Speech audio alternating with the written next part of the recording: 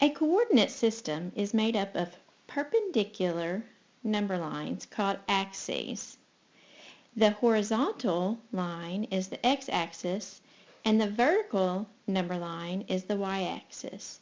The axes meet at the 0 on each line to form the origin. Sometimes you're going to see the system called a coordinate plane or a coordinate grid, but it's all the same. Now, any given point is located by using what's called an ordered pair. And the first number in the ordered pair tells how far to move on the x-axis, which is called the x-coordinate. And the second number line tells how far to move up or down the y-axis, or the y-coordinate. The coordinate plane is actually made up of what is called 4 quadrants. And a quadrant sort of sounds like quarters, or 4. So we've got this quadrant, and then we have this quadrant, and a quadrant here, and a quadrant here. So that's 1, 2, 3, 4 quadrants. Now, for our purposes, and in this unit, we are only going to worry about this quadrant. So you'll actually see in a moment that I'm going to sort of shrink down the coordinate plane and focus in on this quadrant because it's dealing with our positive numbers. Now you'll see here that this is called the y-axis, and as I mentioned a second ago, it's made up of 2 number lines. And if you'll think about our geometry term line, it's something that extends in both directions forever and ever. So that's why in this direction going up we have our positive numbers, and once we reach 0 and we go down, we're going to go into our negative numbers. And we're not going to worry about negative numbers right now. So that's why we're not going to worry with these 2 quadrants.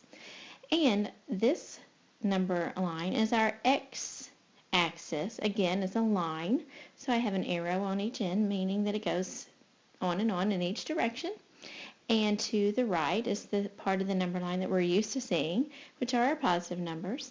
When I go to the left, past the 0, I have our negative numbers. And once again, we're not going to worry about those right now, so we're not going to be worrying about these 2 quadrants. Thus, we're going to look at our positive numbers and deal with this quadrant. Now, the x-coordinate is always given first. So my numbers on this part of my x-axis, the number line, is always going to come first, and it's going to tell me how far to go over. And then the y-coordinate is always given second, and so it's going to tell us how far to go up.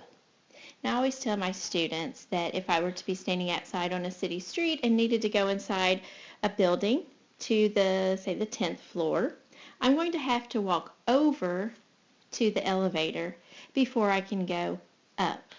So I always go over and then up. So I always tell my x-axis first, how far to go over, and then the y-axis comes second, telling me how far to go up. So over and up is what I always tell them to remember, over and up. So let's plot this point on this grid. My coordinates are 4, 2. So the x is the 4, the y is the 2. So I'm going to go over and up. I need to go over to the 4, 1, 2, 3, 4, and up to the 2. So I'm going to have my plot there, 4, 2. If I wanted to plot the point 6, 3, it means I'm going to go over 6 on the x-axis and up to the 3 on the y-axis. So let's do that. I'm going to go over to the 6 and then up to the 3, and I'm going to plot my point. On this grid, they're going to tell us the ordered pair, and they want us to find out what letter or what point is located at this set of ordered pair.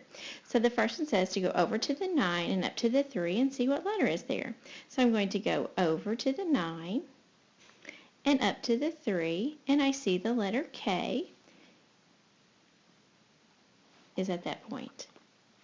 The next one, go over to the 0. Oh, that's my origin. So I'm going to go over to the 0 and up to the 9. I go over to the 0 and then up to the 9, and I see the letter A. What about this one? Over to the 4 and up to the 8. Over to the 4 and up to the 8. And I see the letter X. The next one, 5, 2. I'm going to go over to the 5 and up to the 2, and I see the letter E. And my last one, over to the 1 and up to the 4. Over to the 1 and up to the 4, and I see the letter Z.